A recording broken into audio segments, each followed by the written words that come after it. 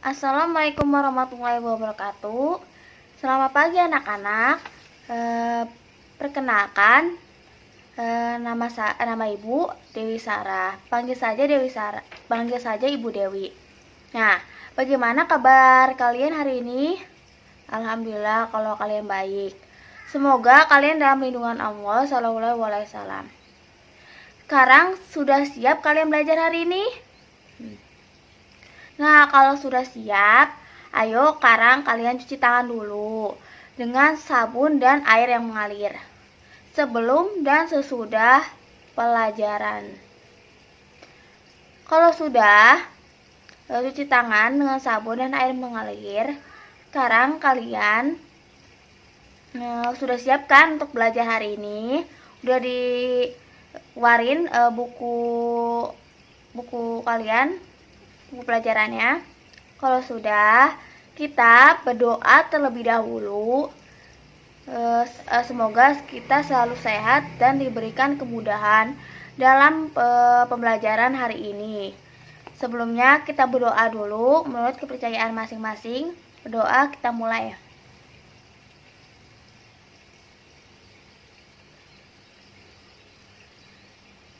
Selesai. Nah, kita lanjut ya. Kalau sudah berdoa, kita lanjut. Jangan lupa ucapkan tolong saat minta bantuan ya. Ucapkan maaf apabila melakukan kesalahan.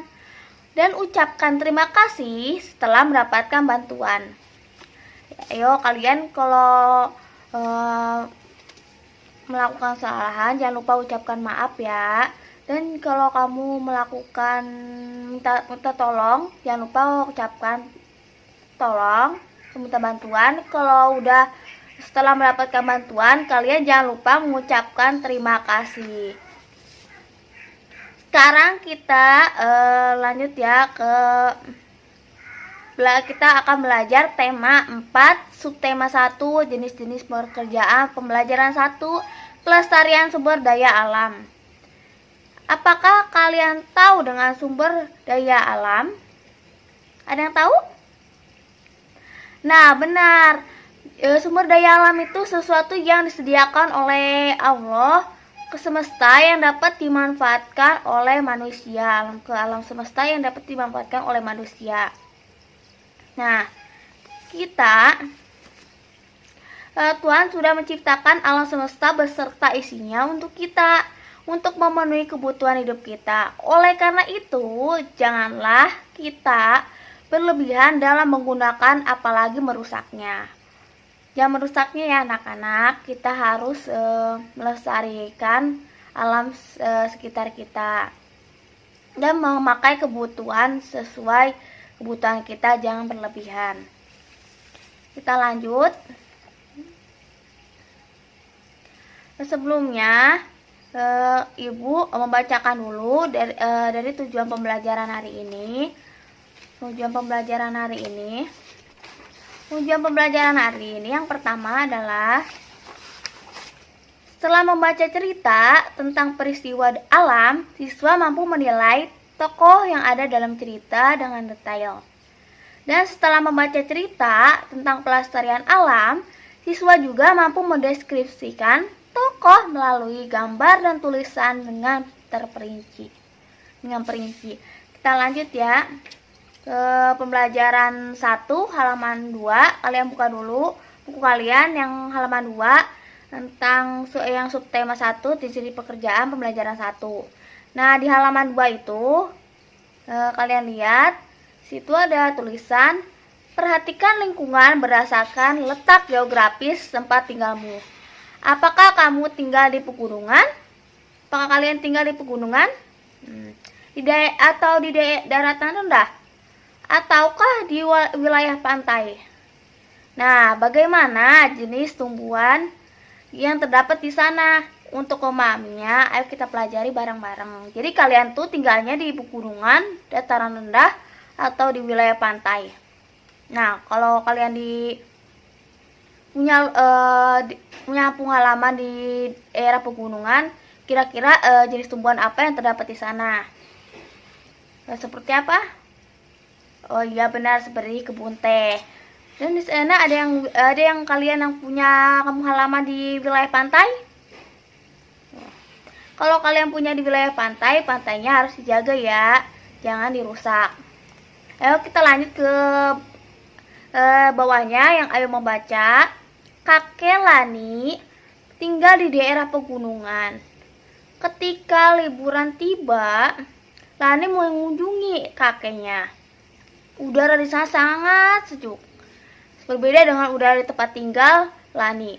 Nah, di sono tuh udaranya sangat sejuk, beda dengan tempat tinggal Lani saat ini.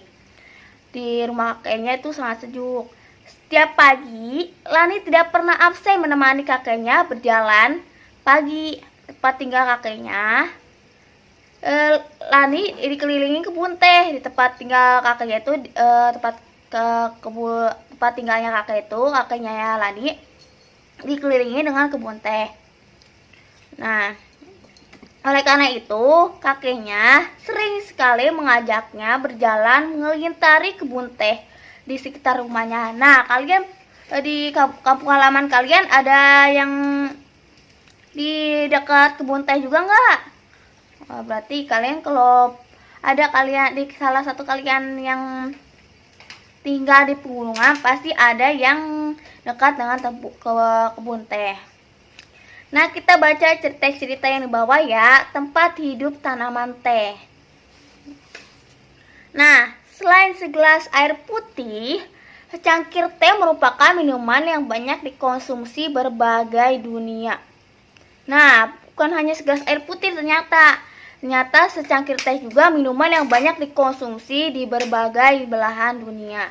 Di Indonesia, tanaman teh itu tumbuhnya subur di wilayah pegunungan di seluruh Indonesia. Nah, kalau kalian punya kampung halaman atau pernah tinggal di pegunungan, pasti banyak kali tanaman teh tumbuh di sana. Tapi kalian pernah kan main-main ke kebun teh di daerah-daerah pegunungan? Nah, kita lanjut ya. Teh merupakan salah satu tanaman tropis yang tumbuh pada ketinggian antara 200 meter sampai 2000 meter di atas permukaan laut. Suhu yang dibutuhkan untuk dapat tumbuh dengan baik antara 14 Celcius sampai 25 Celcius untuk tumbuhan teh ini. Nah, diikuti oleh cahaya matahari yang cerah. Sinar matahari sangat mempengaruhi pertumbuhan teh. Makin banyak sinar matahari, pertumbuhan tanaman teh akan terhambat. Jadi kalau tanaman teh ini membutuhkan sekali banyak sinar matahari. Jika sinar matahari makin banyak, makin bersinar, maka kebun teh itu akan makin cepat. Berbeda dengan pertumbuhan dengan tanaman teh yang tidak memiliki banyak sinar matahari. Tanaman teh juga tidak tahan terhadap kekeringan, makanya tanaman teh lebih banyak di pegunungan. Curah hujan sangat dibutuhkan di tanaman teh. Di Indonesia, perkebunan teh tersebar di beberapa wilayah pegunungan di Pulau Jawa dan Sumatera. Nah, ada pula yang berada pada ketinggian 800 sampai 1200 meter di atas permukaan laut. Namun pada ketinggian ini, hasilnya perkebunan tidak sebaik hasil dari perkebunan di daerah yang lebih tinggi. Jadi semakin tinggi, semakin baik untuk kebun teh ini. Untuk daerah yang lebih tinggi itu makin baik untuk perkebunan teh. Nah, aroma yang dihasilkan di sini tidak sewangi teh perkebunan yang lebih tinggi. Nah, makin tinggi juga daerahnya, makin aroma tehnya itu dihasilkan lebih wangi gitu. Pada ketinggian ini, kebun teh memerlukan pohon perlindungan tetap dan memerlukan material penutup tanah untuk menjaga kelembapan tanah. Jadi pohon ini membutuhkan perlindungan tetap dari material penutup tanah untuk menjaga kelembapan tanah. Pohon teh juga berfungsi mencegah terjadinya erosi nih. Tanaman teh yang ditanam berjajar rapi dengan jarak 1 meter. menahan derasnya aliran air sehingga tanah tidak terkikis di bawah air. Di balik secangkir teh yang biasa kita minum setiap hari nih, buat kalian yang suka minum teh, dapat diketahui bahwa lingkungan yang mempengaruhi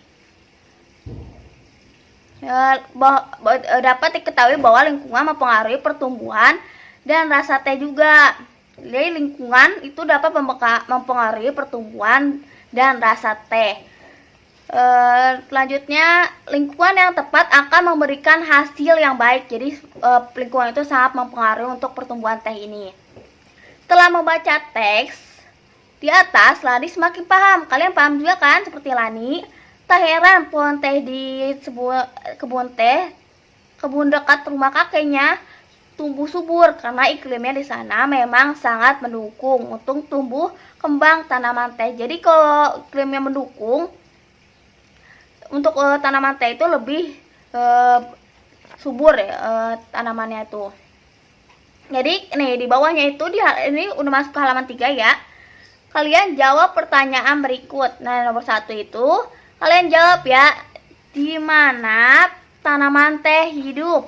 Ayo kalian jawab, di mana tanaman teh itu hidup? Ayo ibu tunggu jawabannya. Nah, benar. Tanaman teh dapat tumbuh dengan baik pada ketinggian antara 200 sampai dengan 2000 meter di atas permukaan laut. Nah, lanjut ke nomor 2 ya. Bagaimana caranya agar tanaman teh bisa bermanfaat menahan erosi? Kalian tahu bagaimana caranya agar tanaman itu bisa bermanfaat menahan erosi tanaman teh itu? Nah, benar sekali. Caranya agar tanaman teh bisa bermanfaat menahan erosi adalah dengan ditanam berjajar seperti yang Ibu bacakan teksnya tadi. Dengan ditanam berjajar dengan jarak 1 meter hingga dapat menahan derasnya aliran air dan tanah tidak terkikis di bawah air. Kalau kalian memperhatikan tes cerita ibu dari tadi, pasti kalian tahu jawaban dari pertanyaan ini. Kita lanjut ke halaman 4 ya anak-anak. Kalian buka halaman 4. Nah, ini masih ada pertanyaannya. Nomor 3, apa yang terjadi apabila tanaman teh terus-menerus dikonsumsi besar-besaran? Apa yang terjadi? Ayo apa? Nah, benar sekali. Yang terjadi apabila tanaman teh yang terus-menerus dikonsumsi besar-besaran, maka kelestariannya akan terganggu. Kita lanjut ya ke nomor 4. Soalnya, apa sebaiknya dilakukan oleh petani teh agar tumbuhan tetap bertahan? Ayo apa? Tadi kalau kalian perhatiin teks cerita yang ibu bacakan, pasti tahu jawabannya apa.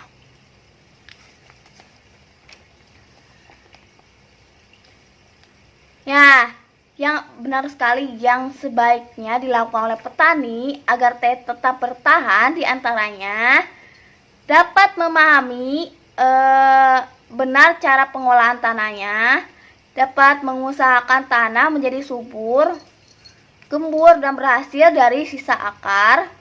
Selanjutnya, memperhatikan penentuan jarak tanam yang tepat, pengairan, pembuatan lubang tanam, dan teknik penanaman. Selanjutnya, membersihkan dari gulma dan juga melakukan pemangkasan agar tanaman tidak terserang penyakit. Kita lanjut nomor 5. Soal nomor 5 adalah apa yang dapat kamu lakukan agar tanaman teh tidak cepat habis dan tanah yang digunakan untuk menanam teh tetap subur. Ayo, jawabannya apa?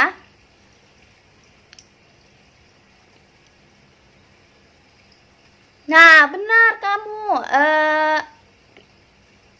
Iya, yang dapat dilakukan agar tanah yang digunakan untuk menanam tetap subur yaitu harus selalu dijaga kelestariannya, dapat memberi pupuk dan merawat tanah secara teratur. Nah, kita udah diskusi ya jawaban tadi. bersama-sama. Sekarang kita lanjut. Tiap tanaman yang kita konsumsi harus dijaga kelestariannya ya. Begitu juga tanah yang ditanaminya. Tanaman dan tanah adalah sumber daya alam yang harus kita jaga keberadaannya. Penggunaannya berlebihan akan merugikan kita. Maka dari itu kita jangan menggunakannya secara berlebihan. Karena akan merugikan diri kita sendiri. Nah, kita buka halaman 5. Nanti Ibu akan tetap menampilkan slide-nya di samping sini. Nah, kita buka halaman 5. Kalian udah buka halaman 5? Kalau sudah, kalian lihat di sana ada buatlah peta pikiran yang berisikan informasi tentang pentingnya menjaga keseimbangan dan kelestarian sumber daya alam bagi manusia.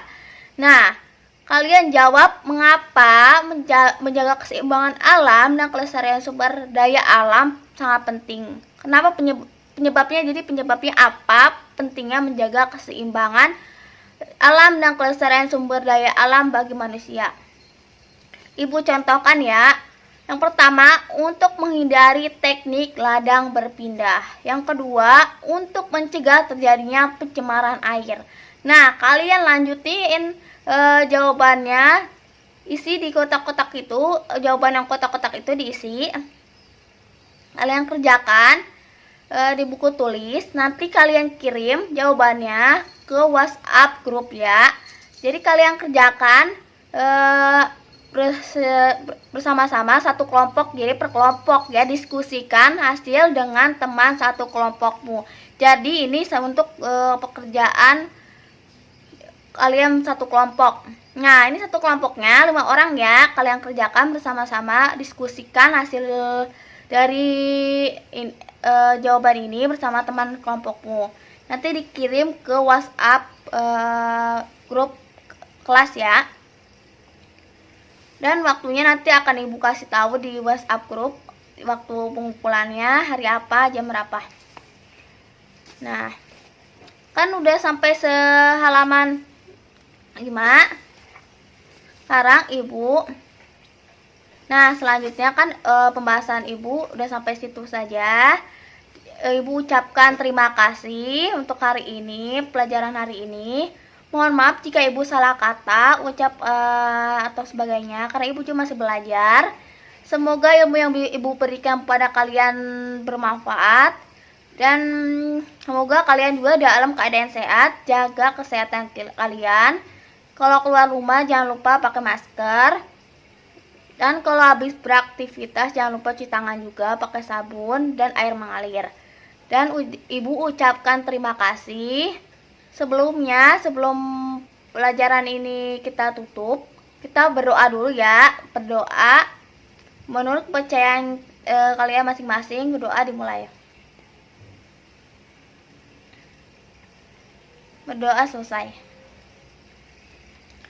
Nah, Ibu ucapkan terima kasih sekali lagi. Jangan lupa tugasnya dikerjakan. Kita tutup pelajaran hari ini dengan ucapan hamdalah. Alhamdulillahirabbil alamin. Assalamualaikum warahmatullahi wabarakatuh.